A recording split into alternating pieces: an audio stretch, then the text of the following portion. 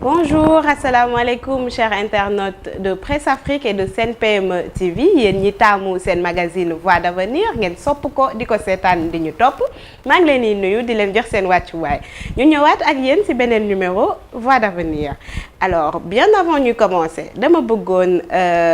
jaale ndax tiis bi fi am ma bëggoon jaale la famille Seck ma bëggoon di leen masawu. ndax suñu maman Diaga mi won ñu ginnaaw fi mu dem yàlla na ko gënal fi mu jugee di jaale tamit bépp doomu aadama bépp doomu Sénégal boo xamante ne ni am na ku la jege ku la won ginnaaw di ñaanal suñu way dawlo yi. Alors après cette note de présentation de condoléances ma di leen wax ni ñëwaat nañ tey ak yéen ñëwaat nañ comme niñ ko daan defee. tey dama nekk ak madame la présidente suñu maman Mariama Soumaré ak Fatou Kani notre chère guest qui est devenue une permanente machallah. Donc je vous laisse vous présenter avant d'introduire le sommaire madame la présidente. Merci ma fille, merci Awa. Bonjour Fatou, maa ngi leen di nuyu yéen ñëpp comme a dit ma fille internaute yi de Presse Afrique de Sen PM TV nga xam ne mooy chaîne YouTube bu buntu bi di nuyu ñëpp ci seen tur ak seen sant di Awa di teg man tamit sama njaal ci jaal bi nga jàllale léegi jëmale ko ci soxna Kiné Diouf Diaga koy ñaanal yal na ko yàlla yërëm njabootam bi mu bàyyi gannaaw yal na ci yàlla teg loxo amiin di ñaanal bépp yaay bu jiitu ñi njaboot yi ñu bàyyi gannaaw yàlla sàmm leen incha allah xare ñëpp àjjana képp ku jiitu yal na la yàlla yërëm. Encore une fois c'est un plaisir tey ma toogaat fii tey partager plateau bi ak yéen ak présidente ak yow mi toog mi c'est un plaisir comme léegi li nga ko waxee nekkatuma guest je refuse nga may woowee guest. macha allah waaw je me joins à toi pour condoléances yi vraiment famille Seck lu leen dal métti na yal na leen yàlla may xolu muñ xare Mama Diaga àjjana yàlla teg wàccee ci kawam yërmandeem voilà donc seen magazine Voix d'avenir tey dafa leen a indil invité nag ak i invité yàgg nañ leen a indil ay invité de marque mais bii c'est invité de marque supérieure marque plus donc mu ngi noonu alors avant ñu jàll ci invité du jour rubrique jaar-jaar mooy njëkk a dugg rubrique jaar-jaar dafa intéressé wu ci benn dame mais une dame très brave macha allah une dame boo xam ne dañ ko gis rek naw ko elle s'appelle Yama Ndiaye alors c'est une personne à mobilité réduite mais tënku ko dara ci li mu war a def entrepreneur am jom am fulla ak fayda ci li muy def entrepreneur la di jaay friperie mooy fëgg jaay di ci def ay création di def ay combinaison di xool li ànd mu di ko am ba pare am goût di xool li ànd mu di ko boole très connu et très apprécié sur les réseaux sociaux di digal nit ñi parce que on va en parler tout à l'heure digital bi vente en ligne bi autonomisation des femmes grâce au digital donc moom tamit mu am ci wàll bu am solo bu muy def étant une personne à mobilité réduite mu ngi war a mën a inspirer les jeunes inspirer ñi nga xamante ne nii jàpp nañ ni tollaguñ fenn wala jàpp nañ ni que mënuñu egg fi ñu war a egg donc ñu génne leen cette dame là wan leen ko présenter leen ko mu partager ak yéen son vécu partager ak yéen ses activités pour inspirer leen ñu seetaan élément bi ñëwaat.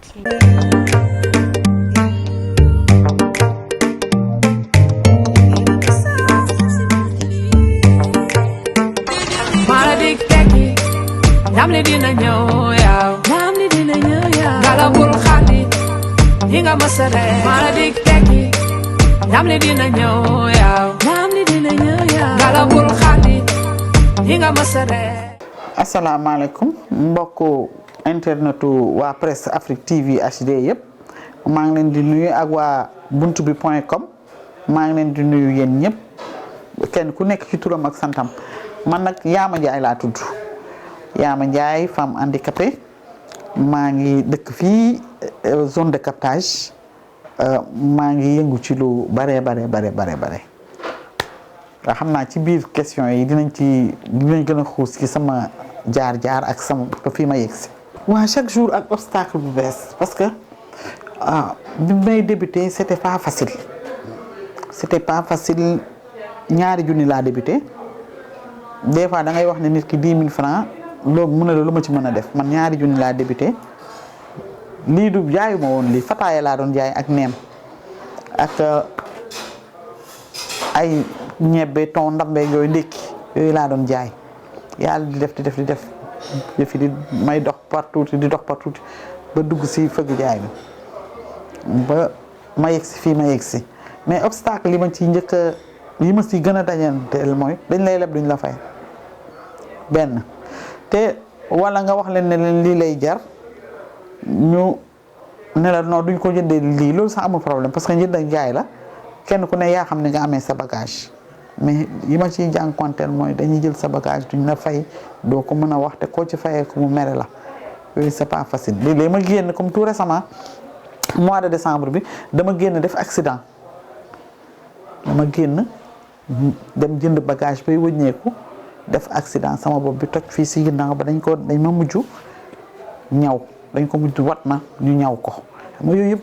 damay jànkuwanteeg moom mais du ma bàyyi. waaw obstacle nag li tax ma surmonter ko mooy je me considère pas parce que defuma sama bopp une femme handicapée en fait du ma nangu ne je suis une femme handicapée parce que su ma ko nangoo rek kon gëmatuma li ma yàlla daal ni ma def nag ba loolu j'ai été préparé mentalement par ma famille yàgg na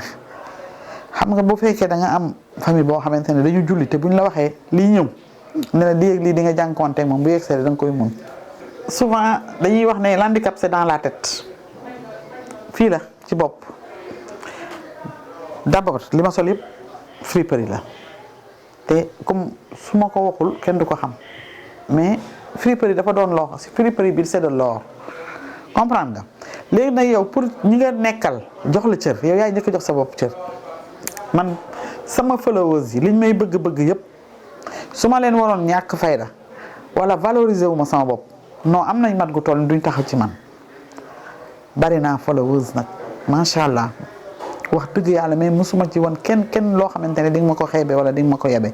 jënd ak jaay rek lañu seq à part loolu am naa ci ñoo xamante ne dem nañ ba nekk ay ami man ak ñoom di seq teraanga di seq lu ne. ba ma dalee jaay ba léegi nag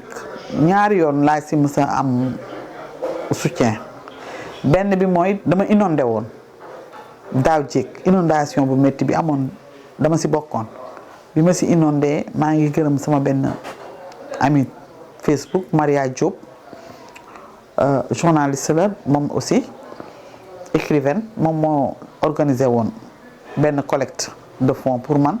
parce que amatuma woon sama kër amatul woon bagage en fait yëpp dañ ko yàq boobu laa mës a jot ci soutien parce que fii yëpp dafa yàq woon même fi may jaayee sax dafa yàq woon ma jënd nañu ay matelas sànni ci kër gi après ma dem jëndiwaat bagage parce que njaay bi moom quoi qu'on puisse dire ak loo ma mën a may non jaay bi mënu ma ko teg parce que su ma ko deful du ma dund aw ma beneen ressource loolu rek laa am. beneen bi dama am aussi sama ami TikTok yi bi ma fi inondé noonu aussi sama benn followeuse bu ñuy wax Jessica Forever depuis Italie moom aussi organisé woon na benn collecte de fonds pour man. pour ma mën a jënd bagage parce que boobu amatuma woon kàttan pour dem jënd bal dama daan dem rek jënd yu sew fekk ku wékk ma jënd ci moom mën a jaayaat ndax mu mën si am téeméer wala 200 pour mën a subvenir à mes besoins waaw ñaari yooyu daal laa mën a jot ndimbal mës a jot ci ñu ma dimbale te yàlla tax à part loolu aw ma comme par exemple prêt bancaire aw ma ko aw ma GIE bu may financé financement d'aide yi ñuy wax yooyu j'ai déposé à maintes reprises aw ma mais maa ngi sant yàlla ci li ma am maa ngi ciy góorgóorlu di ci soox sans les ONG handicapés duñ dem ñun man su ma découvrir le Sénégal c'est grâce aux ONG vraiment je ne cache pas ñoom su ma xamee Sénégal ONG yi ñoo tax parce que ONG yi ñoom ñoo may contacter ne ma yaama ma ne la naam ñu ne ma dañ bëgg a dem Tamba wala dañ bëgg a dem Kédougou wala dañ bëgg a dem Ziguinchor parce que handicapé yi nekk foofu dañuy laajte yaama li ñu bëgg a xam mooy confiance en soi bi ma àndal ñoom dama leen koy transmettre damay dem foofu ma defal leen panel ma expliquer leen wax leen ne leen l'handicap c'est dans la tête xam nga expliquer leen sama vie parce que loolu rek laa leen mën a wan ni ma dundee rek laa leen mën a wan ñoom loolu état bi duñu ko defal sur 1000 séminaires 5 la état bi di la ñuy may mais damay jóge fii dem Mbour jóge fii dem Saint-Louis te yooyu yëpp ONG yi ñoo koy jël je veux pas citer des noms ce sera de la pub mais xam naa ne ONG yi daal suñu leen amutoon duñu dem. waaw xam nga conseil bi may njëkk a joxe maa ngi koy jox yaay yi parce que à chaque fois man je me dis que ne conseil bi ngay jox da nga koy jox yaay yi parce que man sama yaay su ma gëmloowul woon sama bopp sama yaay gëmloo ma ne wala nga war a jëriñ sa bopp ëllëg gëmloo ma ne waroo jëriñoo sa réew mais da nga war a jëriñ sa réew ëllëg duma ko mën maa ñoom ñooy yem mais des fois da ngay romb handicapé mu toog si mbedd ci chaise am di yalwaan yaayam moo koy puus wala magam wala rakkam et c'est ce qui est grave handicapé bi nekk ci mbedd bi foofu du place am école mooy place am y a des écoles inclusives maintenant dafa am école yoo xamante ne tàggat nañ jàngalekat yi ci wàllu nu ñuy jàngalee waay laago mooy maanaam sama mbokk silmaxa yi wala sourds-muets yi xam nga tout type d'handicap bu fa dem da ngay jàng handicapé place am du mbedd bi place am dafa war a dem jàngi mais kooko ci wax lim lay njëkk a wax aussi dafa naan la su jàngee ba pare du am liggéey te aussi loolu doo am loo si teggi parce que li tax doo am loo si teggi mooy problème d'accessibilité bi rek chaque jour li may wax rek si tout était accessible rek kenn du soxlaal kenn mais il faut ñu bàyyi xel ci accessibilité bi état bi bu fekkoon dafay def ku tabax bees defoo rampe defoo méthode braille defoo langue des signes parce que yi may wax yëpp yu handicapé yi di jëfandikoo la ne kon ñu ñëw ne la nangam teg la taxe boo xamante ne doo ko attal wala ñu def la ni Europe di def xam nga ne la daane ko wala nga parce que honnête dañu xam li xew ce qui se passe xam nañ li xew génnuñu lu bari mais xam nañ li xew du dëgg état bi am na ci part de responsabilité parents yi am nañ ci part de responsabilité. waaw sama kàddu gu mujj mooy di leen wax ne leen ni ñuy bàyyi xel ñi nekk si ñi dëkk ak handicapé yi chaque jour rek loolu laa leen di wax yéen ñi dëkk ak handicapé yi ñi nga xam ne ay waay laagoo leen dee leen dimbal mooy man waxuma nit ki nga dimbali ko ci may ko ceeb wala dëwlin mais jege ko nga xam li mu bëgg a liggéey nga jàppale ko ci te yàlla tax loolu mooy ndimbal parce que koo may tey ceeb ak dëwlin bu subaa doo ko mën a may mais soo ko dimbalee ci li mu mën a liggéey mu wax la li mu mën a liggéey nga jàppale ko ci te yàlla tax dina dem waaw maa ngi gërëm nag sama followers yëpp sama ami Instagram yi Twitter maa ngi gërëm waa Facebook mais mention spéciale à TikTok yéen moom sans yéen je ne suis rien chaque jour ma wax ko maa ngi leen di gërëm waa Presse Afrique TV HD di gërëm aussi waa buntubi.com di leen wax ne adhéré leen ma nag boole leen ma ci bagage yi buntu bi kay xanaa am naa fa place nag macha allah madame Souare merci beaucoup. Maradik teki Namli dina ñëw yaw Namli dina ñëw yaw Galabul xali Hinga masare macha allah je suis prise d'émotion lii ma seetaan nii ngeen seetaan ko xam naa ni effet bu mu def si man la def si yéen alors elle s'appelle Yama Ndiaye nekk entrepreneur borom followers yu bëri yi macha allah ñëpp moom la ñuy topp moom nag cité na leen plateforme digitale yi mu nekk yëpp réseaux sociaux yi mu nekk wax na leen nit lu muy def waaye wax na lu am solo nee na handicap c'est dans la tête. Mais c'est dans la tête ñun ñooy créer suñu bopp ay blocage nañu jug ñafe takk suñu sër te avancer mais commencer ci sama bopp di ñaax sama bopp handicap c'est dans la tête. alors lancé na nag benn appel madame la présidente. Yama nee na dafa bëgg a adhérer ci suñu GIE bi. Non, mais avec plaisir Yama déjà man comme je l'ai dit rek dama am beaucoup de respect ci moom. Parce que elle l'a dit au cours du reportage nee na nit yow yaay jox sa bopp cër. Tout à fait. ñu mun la jox cër. non man te loolu dafa nekk loo xam ne dama ko gëm. Donc c'est une jeune femme en qui j'ai beaucoup de respect. et daf ma ci jiitu rek waaye Yama moom xam na ne maa ngi ñëw. en plus sama turandoo macha allah Yama ñoo ngi ñëw buntu Deva ngi ñëw buntu bi.com ngi ñëw. et on va faire des choses ensemble inchallah. Inchallah. Waaw, exactement comme ni ko waxee le handicap c'est dans la tête. Tout à fait. Et surtout lu ma ci gën a neex mooy digital bi muy jëfandikoo. approprié wu ko. et ça lui permet d'être libre. Tout c'est la à fait. liberté. Absolument. day dem foo xam ne peut-être que condition moom ak mobilité mënoon na ko empêcher. parce que dugg oto génn wàcc comme ni ko waxee. def accident yooyu yëpp. di ko digital masawu. bi daf koy permettre mu dem foo xam ne du fa egg di livrer ay nit. vraiment man je lui tire mon chapeau. si lu mu approprié digital bi nga xam ne si jamono ji ñu nekk fii. c'est le digital c'est la liberté. ñu koy masawu aussi si choc bi mu def effectivement di ko ñaanal wër topp si. Amiin. développer activité bu weesu fi mu ko yaakaaree. Amiin. vraiment Amiin. elle est très brave et comme ni comme madame Très Soumaré brave. waxee. on a beaucoup de respect et d'admiration pour elle. cette dame là. Effectivement ñun ñëpp am respect ci Yaama ñu naw ko parce que voilà dafa xam fi mu bëgg a dem xam lan moo ko fa mën a yóbbu mu di ko jëfandikoo nekk ci donc c'est une référence pour ñun pour man pour yow pour maman pour tout le monde parce que ku ci nekk am nga li nga jàpp sa bopp ni que sa handicap la nga di ko taafantoo nga di ko utiliser comme prétexte pour ne pas avancer ce sont des blocages psychologiques qu'on se crée nous-mêmes des histoires qu'on se raconte il faut arrêter avec ça ma di ko commencer sax ci sama bopp parce que man ku ci nekk xam nga ku ci nekk xam nga donc c'est important c'est vrai que handicap dafa l'argent tu peux voir quelqu'un qui a beaucoup de talent boo xamante ne nii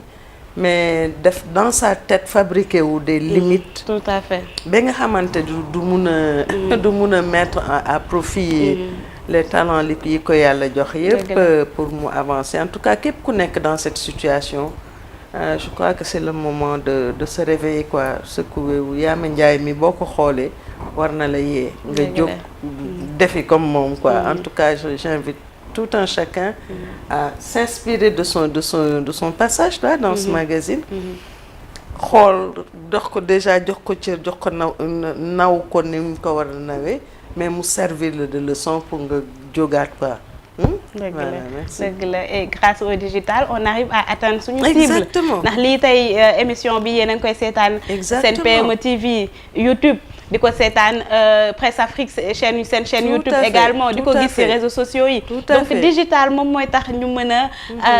accéder ci information donc ñun tamit ñun ñi joxe information boobu donte gënuñu leen a xam sax waaye xëy na am na cadre bu ñu yàlla may boo xam ne mën nañ fa séddoo ak yéen information ñaax leen sensibiliser leen loolu moo ñu tax a jóg et duñu ko bàyyi benn yoon loolu mooy suñu mission yàkkamti woon annoncé sama invité bi moo tax sax wax naa invité du jour avant jaar non mais parce que invité du jour bi ñu am dafa doon koo xam ne vraiment kenn dootu ko présenté kenn dootu ko présenté ci secteur média kenn dootu ko présenté ci secteur enseignement supérieur mais kenn dootu ko présenté sax ci action sociale ci jàppale nit yi si jàppale ndaw ñi jàppale jigéen ñi pour ñu mën a si leadership macha allah muy docteur Nafissatou Diouf di directrice générale de la TDS donc ñu am mbégte invité ko tey si suñu plateau Voix d'avenir mu nangu et débat bi xam naa ni dina neex dina intense et vous m'en direz des nouvelles yéen suñu internautes yi suñu téléspectateurs yi di ngeen ma wax lan ngeen ci xalaat ci commentaires yi YouTube Facebook bu leen fàtte dara buntubi.com buntu dev Presse Afrique yéen la fi nekkal.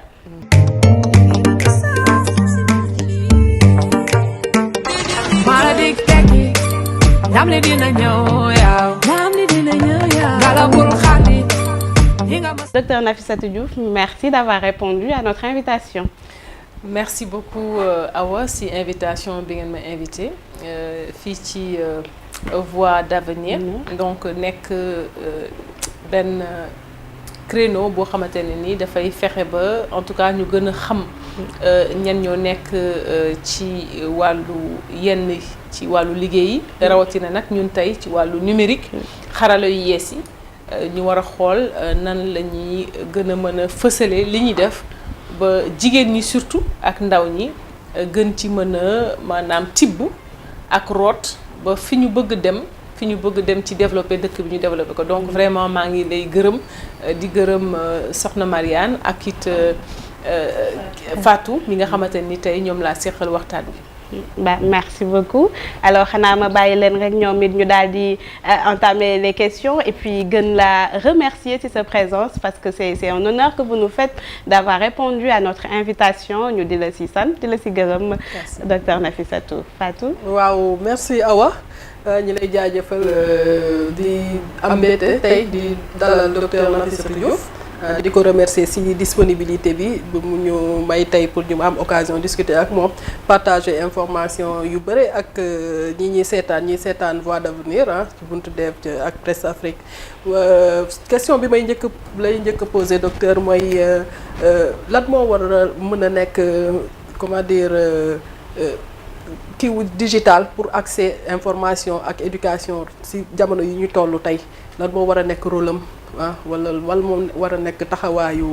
le monde du digital ci information accès à l'information jeunes yi ak famille surtout ak seen éducation aussi ci jamono ji ñu toll di waaw soxna Fatou question bi nga posé dafa am solo parce que dafa mel ni effectivement bu ñu jëlee yoonu xarala yu yees yi dinañu gën a mën a wasaare xam-xam waaye tamit nan la ñuy defeek nan la ñuy dogalee ndax xam-xam benn la waaye mën ko utiliser itam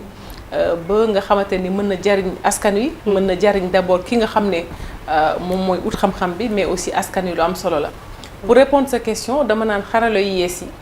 d'abord dafay def li ñuy wax ci tubaab démocratisation maanaam dafay tax ba bu njëkk ba peut-être avant ñuy wax wàllu xarala yu yees yi buñ jëlee rek téere maanaam livre dafa nekkoon loo xamante ne ni du ñëpp ñoo ci am accès soit parce que fi nga xamante ni fa lañ koy jaayee xaw na sori trop li nga xamante ni moom mooy les zones maanaam rurales wala boog sax parfois nga nekk ci dans une zone urbaine mais sa wàllu koom wala sa dëkkin wala say préoccupation jënd livre du ci bokk. ñu gis ne depuis que xarala yu yees yi ñëw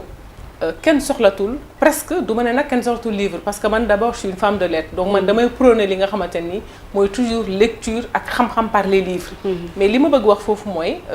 maanaam li nga xam ne mooy xarala yu yees yi dafa démocratiser accès au savoir tey nga nekk sa kër téléphone bu ndaw boobu nga yor lu mu ndaw boo ko ubbee mën nga dugg fu la neex ci àddina. maanaam dafa nekk loo xamante ni da ngay tukki sans visa. donc d'abord démocratisation accès à l'information mais surtout accès au savoir pour man loolu la lii nga xam ne moom la ñu oowee digital ñii di ko oowee numérique maanaam mën a indi beneen bi mooy dafay développer lu ñu naan écosystème boo xamante ni dafay permettre xam-xam yu bëri da nga ko ciy gis bu ma jëlee rek benn exemple bu ndaw surtout sama moromu jigéen yi nga xam ne yenn saa yi da ngay nekk sa kër yor sa alaaji ak njaboot gi nga bëgg tamit dara bañ la rëcc ci àdduna rawatina bu fekkee da ngay yëngu ci wàllu koom li ñuy wax commerce électronique wala e-commerce mën nga ko def mën nga toog sa kër nga connecté wu dugg ci yenn site yoo xamante ne nii yow li ngay jaay daf ko na nga koy gën a fësal mais ngal la waaye day fekk na yow déjà xaw nañ la tàggat as lëf ci li nga xamante ne nii moom mooy promotion des initiatives loolu peut-être dinañ ci ñëw ci kanam mais daal ci ay tënk li nga xam ne moom mooy xarala yu yees yi tax na ba amatul góor amatul jigéen amatul nga am koom wala nga ñàkk am koom boo amee as tuut ci li ñu naan connexion di nga mën a ubbi ay portail di nga mën a waxtaan ak àdduna bi di nga mën a xel li comme on dit sottinte xalaat ba fi nga bëgg dem ak li nga bëgg am nga am ko te it dootul am xaj ak seen donc c'est vrai télévision tey mën nañ ci indi benn reportage bi yaa ngi c'est un reportage mais yow amuloo capacité wala boog amuloo possibilité interagir ak reportage bi alors que tey boo duggee ci site wax def benn message wala def benn reportage sur justement changement comportement société bi bu njëkk ba on n'acceptait pas les femmes mécaniciennes benn góor peut-être daawul bëgg am jabar mécanicienne mais léegi ñu nangu ne mécanicienne wala mécanique métier la boo xam ne góor mën na ko embrasser comme jigéen mën na ko embrasser nga gis ne ci biir forum bi dafay bëri ay discussion ku nekk indi xalaatam interaction boobu mooy indi changement de comportement parce que tey bu fekkoon dafa nekk koo xam ne dafa carré danaa noonu jigéen du def mécanique parce que da ngay tilim parce que et cetera keneen na ko waa yow ban liggéey ngay def te doo tilim même micro bi nga yor nii boo yeggee di nga raxasay loxo di nga sangu et cetera. Et que donc il n'y a pas de sot métier surtout nag bu fekkee mécanique boobu dina jàppale sëñ bi ci kër gi ak xale yi. donc maanaam catalyseur de changement boobu ni mu mën a gaawee xarala yu yees rek ñoo ko mën indi. loolu moo tax sa laaj bi am na solo mais je vais répondre par l'affirmative donc li mu mën a indi mooy changement de comportement ak changement de mentalité bu gaaw dans le bon sens loolu di Charles rek moo ko indi à travers justement sa capacité à faire adhérer le maximum de personnes sur un sujet peut-être d'intérêt national wala sur un sujet qui pouvait être tabou et finalement dont justement le verrou du tabou a été sauté. Effectivement et wax na lu am solo digital rek moo ko mën et je rappelle que vous avez occupé la fonction de responsable de la formation communication digitale au niveau de l'UNCHK. D'ailleurs on est collègues ma di ko fàttali et muy may xam ni que li muy wax nii daf koy dund daf ko xam et dafa nekk di ko pratiquer donc docteur Nafissatou tout à l'heure wax nga e-commerce ñun mooy li ñu baaxoo di woowee vente en ligne bëri na ci dëkk bi et les gens s'enrichissent ci vente en ligne boobu jigéen ñi sama mbokk jigéen ñi déplacé wuñu ñu ngi toog ci seen kër di mën a placer seen ay produits di ci jàppale seen borom kër di ci am lu ñu suturloo ma bëggoon a xam yow lan mooy sa xalaat ci vente en ligne. man dama nekk di liggéey avec une plateforme de 500 femmes dans le cadre de la politique. xam nga tam booy liggéey ak ay jigéen il faut nga xool na nga leen jàppale pour plusieurs raisons. jigéen am na tuuti retard par rapport ak góor avec toutes les pesanteurs socioculturelles parce que malgré xarala yees yi ba tey am na ñoo xamante ni pour ñoom jigéen warta génn kër gi et puis aussi surtout que boo yoree njaboot sa tànk dafa war a diis te tam dëgg la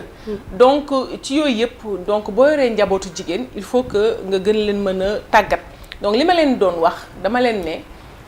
fekk boobu ñu dañ leen doon jox ay financement donc ci financement yi aussi ma ne peut-être ma nga leen jox financement jigéen tam mën na jox financement mais aussi pour man nit ki boo koy jox jumtuwaay lu mel ni xaalis il faut aussi nga jàngal ko nan lañ koy téye ak fan la ko mën a dugal ak surtout nan la ko mën a téye ma ne leen yéen ñu ci bëri fii ay njaboot ngeen comme ay njaboot ngeen il faut que aussi ci wàllu liggéey bi ngeen gën a souple may leen nag gis ngeen ku ci nekk li mu yor nii ku nekk am nga téléphone seen téléphone yi mën a nekk seen arme redoutable tey parce que ñu ci bëri ñi dañuy jaay jën ñi dañuy def commerce légumes ñi yenn saa yi dañuy nekk ci ay poulailler di jaay may leen par exemple yow da ngay jaay jën dëgg la kuy jaay jën tam dina ko waas ma ne leen la plupart du temps boo leen demee marché le temps parce que temps bi ngay demee marché de 8 heures peut-être à 14 heures c'est un temps extrêmement important boo xamante ne ni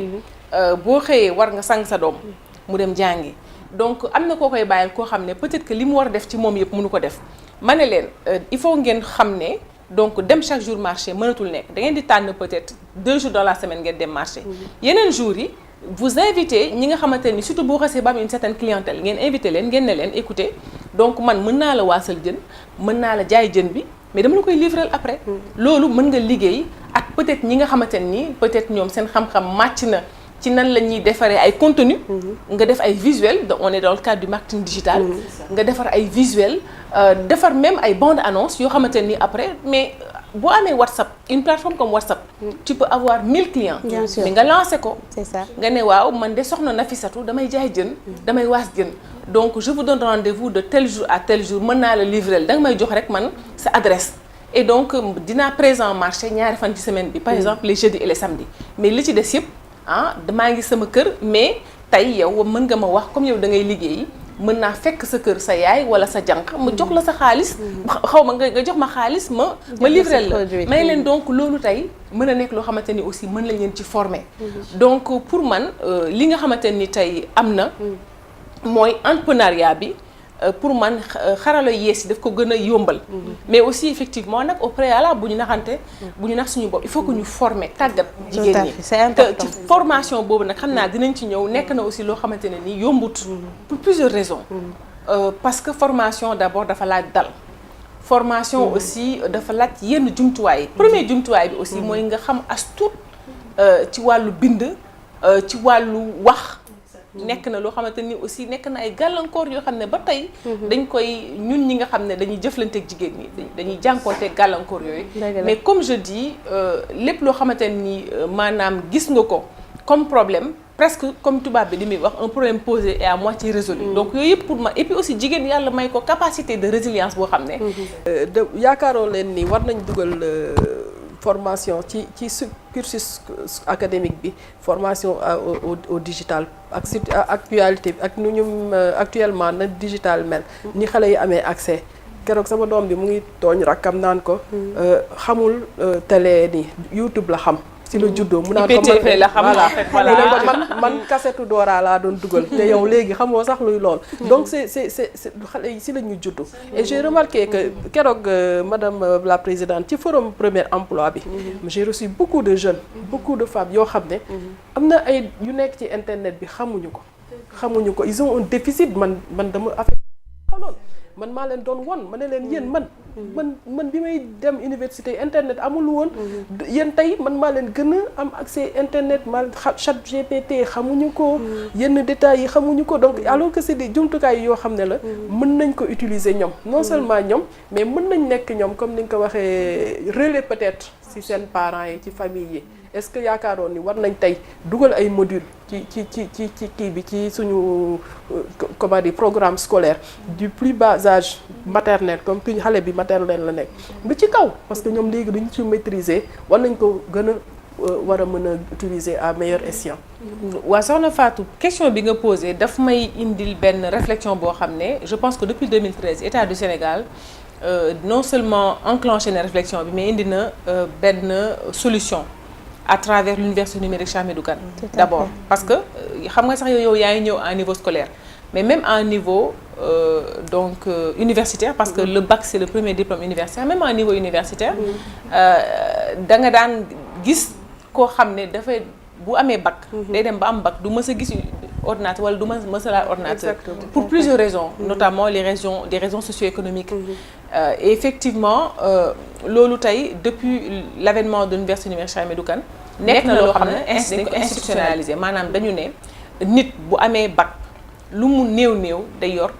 li nga xam ne moom mooy ordinateur lu mu néew day mën a interagir avec les plateformes peut-être que tey l'émission c'est pas sur l'université numérique Cheikh Hamidou Kane mais c'était pour man une bonne porte d'entrée. am na ci wàll sax voilà parce que avec Force N par exemple si foofu laa ñëw parce que avec le programme comme Force N tey ñun dañuy dugg ba ci lycée yi dañuy dem ci lycée yi te xam nga boo ñëwee ci lycée yaa ngi de nekk seconde première terminale mais effectivement li nga wax tamit dafa nekk loo xamante ne nii tey par exemple boo xoolee en 2020 avec la Covid qu'on ne souhaite plus revivre xale yi même ñi nga xamante ni mus ñu woon gis plateforme gis nañ ko parce que avec le Promet benn programme boo xamante ni aussi ministère de l'éducation teg na ko mais aussi avec un autre programme boo xam ne dañu demit jëli les experts de l'UVS à l'époque c'était l'université virtuelle du Sénégal ñun ñii on coordonnait man à l'époque j'étais à la RTS et j'étais le point focal de la RTS je coordonnais toute l'activité ak samay collègues à l'université numérique nous avons permis justement au ministère de l'éducation nationale d'ouvrir une plateforme boo xamante ni tous les élèves du Sénégal je pense qu'on avait comme 16 millions parce que quand même il y a beaucoup d'élèves au Sénégal peut-être pas 16 millions mais quand même une masse critique ñoom ñëpp dañ nekkoon ci plateforme yi donc loolu c'est pour étayer votre argumentaire et wax effectivement que il faut que xale yi ñu gën leen a teel a dugal de manière précoce ci numérique bi mais aussi attention pour man avec aussi beaucoup de tact xam nga tey yow sax certainement am nga doom boo xamante ne nii peut-être yow boo tegee sa téléphone pour dem sangu ji jël na ko dina ci lijjanti loo xam ne yow mënoo ko donc xale yi c'est-à-dire que c'est une génération boo xamante ne nii je veux dire de facto ils ont la culture donc de li nga xamante ne moom mooy du digital maintenant ñu encadrer leen pour ñu xam ne aussi dëgg la c'est aussi ludique parce que aussi bu ñu fàtte ne lépp loo xamante ne nii daf lay permettre yow nga naayi sa xel maanaam li ñu lay jàngal day gën a dugg parce que c'est-à-dire que aussi côté boobu c'est vrai il faut peut-être des mesures yoo xamante ni dafay protéger xale yi y a des codes parentaux et cetera mais aussi bu ñu fàtte ne xale lu mu dul fooyee du ko maanaam du si exceller donc déjà ñu peut-être ñu gën leen ubbil les vannes mais aussi toujours en les protégeant. Effectivement, bu ñu defee donc dès que ce préalable sera réglé, effectivement ñu wan leen ne yow peut-être que sa yaay peut-être voilà amul benn niveau bi, mais yow en tant que doomam mën nga ko gën a tàggat. mën nga ko gën a wan yoon bi par exemple pour mu mën a xam nan la ñuy defee un contenu digital peut-être en 30 secondes nan lay mën a def benn montage parce que tey avec l'IA aussi foofu bëggoon naa ci ñëw avec l'intelligence artificielle par exemple boo xoolee dans le domaine du cinéma du théâtre tey da ngay gis ay scénarios mais je veux dire on l'écrit avec l'intelligence artificielle. Tout à fait. Et que loolu pour man c'est pas une menace dañ ko war a jël comme une force. Effectivement. Maintenant la force va résulter de l'addition des efforts qu'on va faire pour encadrer pour vraiment minorer aussi tous les risques qui sont inhérents à l'activité des plateformes. C'est-à-dire que il faut juste qu'on essaie de minorer le pourcentage de risque. Mais le risque, il est là. Loo gis même fii tey il y a un risque. Il y a un risque qu'il y ait une coupure de courant et puis s'il n'y a pas un groupe, voilà, il y a un risque qu'on reprenne l'émission. Donc c'est-à-dire que risque zéro amul. Mais qu'on minore les risques et puis effectivement qu'on prenne tout le côté positif ou en tout cas la majeure partie des possibilités. Peut-être le dernier point que je voulais rapidement dire, c'est que Awa sait de quoi je parle et certainement vous, il y a ce qu'on appelle les ressources éducatives libres. Il y a aussi pas mal de contenus yi nga xamante ne ni c'est gratuit, c'est des milliers de contenus, des millions de mots yoo xam ne gratuitement boo cliquer mën nga ci accéder. Il y a même des tutoriels pour vraiment changer ta manière de faire et changer ton mode de vie et puis aussi regarder le plus loin possible. Et je le dis souvent aux jeunes et je vais terminer par là, ma ne leen c'est même plus la peine de prendre les pirogues pour risquer sa vie. Yéen da ngeen bëgg tukki mais regardez d'abord, ouvrez les plateformes et regardez comment voyager en amoindrissant les risques de mourir. D'accord, vous pouvez vous former parce que léegi boo xoolee il y a des pays qui demandent une certaine main-d'œuvre. Vous partez en Espagne, mais dans certains, en fait, il y a beaucoup de régions yoo xamante ni agricoles yoo xam ne bëgg nañu de la main-d'œuvre. Moi, je suis tellement en phase avec yow parce que digital, comme on dit, formation à l'école, je pense qu'il faut que nous démarrer jeunes une éducation aux médias. On le dit souvent, médias traditionnels, mais c'est encore plus ñu ngi ko gën a soxlaa ci médias sociaux yi nga xamante ne ni ça va vers les jeunes. Avant da nga doon dem uti l'information, mais c'est l'information qui vient vers les gens et c'est ouvert et donc évidemment c'est un monde boo xamante ne ni assez risqué avec des avantages et des inconvénients, mais risque zéro amul fenn parce que tamit xarala yu bees yi liñ ci jëri mën a jëlee comme xam-xam comme ouverture diversité yi xam léegi rek wax nga ko mën nga toog fi nga toog et moi c'est habituellement ce que je dis mën nga toog sa kër xëy def les 4 coins du globe dellu soir sans visa ni rien du tout. Donc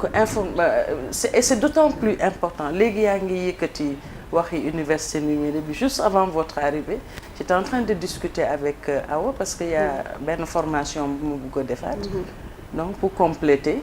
pour vous dire à mon âge l'apprentissage tout au long les jeunes de la vie. On était en train de discuter ban approche moo gën ban module moo gën et cetera. Donc je suis absolument d'accord que médias sociaux yi le digital en règle générale day ubbi quoi. Et c'est ce qui me fait penser à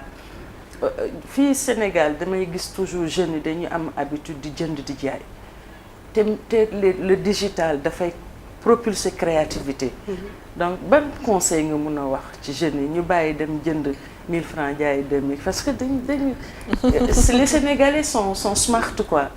les jeunes Sénégalais. C'est donc vrai. Les appeler à la créativité, à l'inventivité. Voilà loolu daal moo doon bëggoon nga dolli ñu ci. am na solo. am na solo d'autant plus que effectivement je pense que médias sociaux yi li ñu mën a impulser aussi mooy wane li anglais naan success stories maanaam nga jël kenn nga jël soxna Mariama Soumaré nga ne d'un point tel la toll mi ngi point Y nit nan la def ba yegg fa dëgg la wane c'est vrai doo wax tout son parcours mais da ngay génn les points saillants ba nga xamante ne nii ki nga xam ne dafa toog di seetaan day am maanaam danaan kii sama royuwaay la loolu mooy success stories léegi nag ci domaine bi nga wax effectivement ñi ngi rendre compte ne et loolu sax maanaam viable li tubaab naan viable maanaam amu mucc xam nga jaay dafa am limite d'autant plus que nous sommes un marché de moins de 20 millions c'est ça. donc non seulement bëriwuñu mais effectivement li tax pour man segment bi nga xam ne moo ëpp solo parce que tey boo jëlee 70% de la population à moins de 35 ans loolu nekk na challenge du point de vue même de la créativité maanaam tey dañu gis ne le Sénégal a l'immense chance d'avoir des jeunes une population jeune nag boo ko amee ñaari mbir la parce que jeunesse lan la yàkkamti et aussi je veux dire innovation jeunesse lu bees la bëgg donc lu bees nag à travers justement une offre bi effectivement lan la dañu soxla ay modèles wax naa ko sànq mais aussi modèle du ñëw ex nihilo modèle dafa am fu mu jaar tey pour man le chemin le plus rapide ñu fexe ba li nga xam ne mooy la créativité mu bind ses plus beaux je veux dire ses plus belles lettres mooy créer maanaam ay des structures qui sont des structures yoo xamante ni jeunes nañ ci gis seen bopp par exemple tey boo jëlee lu mel ni la DRFJ parce que loolu dañ ko inscrire ci li nga xamante ni le président de la République actuel qui est monsieur Macky Sall bi mu ñëwee dafa ne bon il faut que ñu xool à travers tous les documents de politique publique yi fi amoon nan la ñuy def ba mu gën a gaaw parce que il faut ñu baral te tam loolu jeunesse aussi yàkkamti baral stratégie baral donc mu gis ne yenn structures yi il faut que ñu gën ko xoolaat mu créer lu ñuy wax DRFJ donc DRFJ mooy lan loo xamante ni dafay promouvoir l'entrepreneuriat rapide des femmes et des jeunes donc entrepreneuriat aussi boo xoolee tey l'entrepreneuriat social ou l'entrepreneuriat avec le marketing digital ñu gis ne y a beaucoup de start-up donc start-up mooy lan mooy entreprise boo xamante ne nii li ko tax a jóg mooy fexe ba impulser une dynamique à travers li nga xamante ni moom mooy le digital te gis nañu ne am na ci par exemple boo xoolee dans le domaine de la culture fii y a beaucoup de jeunes qui ont créé des start-up yoo xamante ni daf lay permettre par exemple dans le domaine de l'irrigation fii gis nañu ne mën na nekk peut-être la Californie boo demee dans le Fouta chez ñoom Awa ak sama dëkk ñoom maam yi mais foofu tu te dis voilà nous on a l'immense chance d'avoir quand même on a beaucoup d'eau tout à fait mais comment faire justement pour impulser cette dynamique là donc des startups sont nées pour montrer que avec peu d'eau on peut quand même avoir beaucoup de répondants du point de vue agricole donc ñooñu tey peut-être c'est une startup wala deux mais comment faire justement pour que ñu essaimer dans toutes les régions parce que fii boo xoolee aussi chaque région du Sénégal a un potentiel agricole donc loolu pour man aussi le digital mën na promouvoir lu ni mel nga dem dans le monde de la pêche la même chose donc ce que ça veut dire que les programmes actuels qui existent j'ai cité la DER, j'aurais pu en citer war nañu mën a impulser maanaam des dynamiques créer des champions boo xamante ni yoo xamante ni aussi dañ leen di démultiplier te loolu aussi ça demande un travail boo xam ne ça va pas être seulement l'État mais ça va être par exemple toutes les déclinaisons que l'État a créées notamment j'ai parlé de l'université numérique Cheikh Hamidou Kane parce que pour man c'est aujourd'hui l'exemple le plus achevé de ce que le numérique peut faire à l'échelle justement de la jeunesse sénégalaise aujourd'hui vous voyez nous on a fait des statistiques il y a 5 ans par exemple même plus de 5 ans c'est-à-dire que tey boo xoolee le nombre de femmes qui réussissent le nombre de jeunes femmes qui réussissent à l'université numérique Cheikh Hamidou Kane boo xoolee comparativement dans les universités classiques ce nombre de femmes-là est exponentiel lu tax parce que il y a la souplesse il y a l'agilité il y a les énormes possibilités que cela man par exemple il y a 1 an on a organisé comment on appelle ça encore des jurys de master une de nos étudiantes mais elle présentait son mémoire je veux dire à partir de Paris parce qu'elle était partie accoucher et puis à la fin elle a remercié elle a dit que bon seule l'université numérique Cheikh Hamidou Kane peut m'offrir cette occasion de continuer mes études d'être épanouie dans ma vie familiale et tout en ne m'inquiétant pas parce que aussi ça peut être une source de déperdition universitaire ou scolaire effectivement dogguma la sax na fi mais pour joxe beneen exemple suñu graduation days yu ñu organisé en 2023 à travers tout le pays mais les jeunes étudiantes de l'université numérique Cheikh Hamidou Kane venaient avec leur bébé ci seen loxo. ñëw di jël ci seen parchemin. Tout à fait. sol seen toge sol seen tok téye seen doom ñëw di jël ci seen parchemin parce qu'elles sont diplômées. Et elles veulent montrer à la face du monde que l'université numérique Cheikh Hamidou Kane leur a permis d'allier seen vie de famille, seen étude et même de faire autre chose également. Et j'aimerais bien revenir si le programme Force N bi nga wax sànq. Tout récemment en 2023 seen composante STEM dafa def distribution d'ordinateurs. Alors 189 ordinateurs la ñu distribuer. Cela rejoint ce que Fatou disait tout à l'heure par rapport à l'introduction du numérique dès le bas âge ci programme scolaire bi. Donc ñoom dañu dem lycée Limamoulaye ñu distribuer fa 189 ordinateurs aux élèves de première et de terminale S. Pour permettre leen ñu gën a habituer si yenn xarala yu bees yi et puis gën a xam comment s'en servir et loolu c'est un début parce que il prévoit d'aller à Saint-Louis, à Kédougou, Sébikotane, Dakar. Absolument. Pour donner un total de 1000 ordinateurs aux élèves. Donc c'est important de s'adresser à cette cible très jeune et de les initier au numérique, au digital. D'ailleurs, ñun suñu cours yu bees yi université numérique Cheikh Hamidou Kane, vous nous excuserez parce que ñaari élément université numérique Cheikh Hamidou Kane ñoo fi toog. Donc ñun dès que l'élève a le bac, dès que le bachelier est orienté à l'université numérique Cheikh Hamidou Kane, on lui offre des cours d'initiation à l'informatique. Absolument. Pendant 3 mois et ces cours-là moom mooy tax mu mën a def sa transition entre la mu tàmmoon ba muy jàng école cours classique ak ñun ce qu'on lui offre comme dispositif ak suñu plateforme yu bees yi. Donc c'est vrai que c'est important et cette prise en charge dans le programme scolaire aussi pourrait aider les jeunes à mieux se familiariser avec le numérique. Je pense que tey en tout cas l'État du Sénégal a vraiment un bras technique dans le domaine du numérique, dans le domaine de l'initiation du numérique aux plus jeunes et même aux moins jeunes à travers l'université numérique Cheikh Hamidou Kane. Et puis sans compter que il y a beaucoup de collègues aujourd'hui qui sont des experts, qui sont dépêchés parfois par l'université numérique Cheikh Hamidou Kane au sein des ministères pour former le personnel. Parce qu'aussi tout à l'heure Awa a dit une chose importante. C'est une formation tout au long de la vie. Et ça soxna Mariama wax na ko, c'est-à-dire que jàng léegi en fait mag day jàng comme xale. Moi je me rappelle quand on était à l'UGB en année de licence, benn pa dafa liggéey ba retraité, c'était un enseignant, c'était dafa ñëw on l'appelait Niang la joie, il s'appelait monsieur Niang parce que il procurait la joie, c'est-à-dire que dafa jàngale ba retraité, il est venu s'inscrire en licence.